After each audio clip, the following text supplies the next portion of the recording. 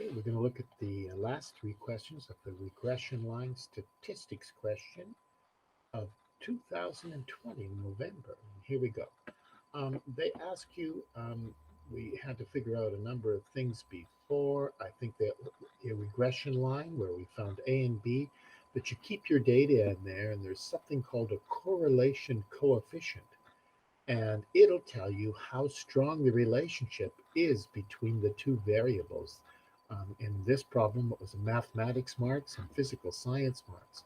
So all you do is you left that data in there. You press AC to clear anything, but the data hasn't gone away. Then you hit Shift Stat, and what happens is this comes up. And because you're still working with the regression line, you hit the number 5.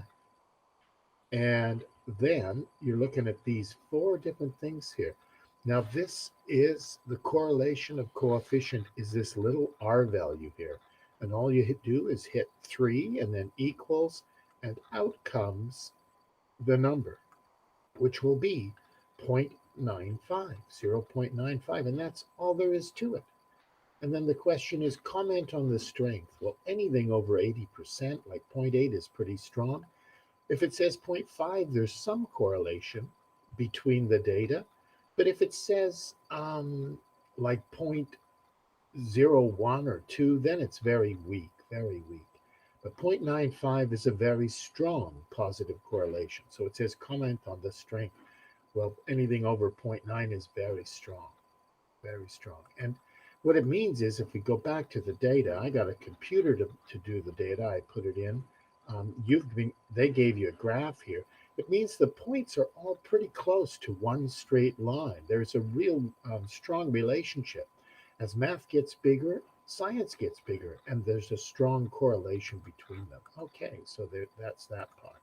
Now, the last question, what trend did the teacher observe? Well, I just said it. I just said it. If there's a strong correlation, positive correlation, as one thing gets bigger, the other thing gets bigger. So these are the words they chose here. The teacher concludes that the higher the learner's math marks, the higher the learner's science marks. Okay. So that's the last part here, the last part of the correlation. This is question 1.6. These are all just 1 mark questions. And the answers are really just in your calculator. If you learn how to do your calculator work, you'll get all these marks. So that's that.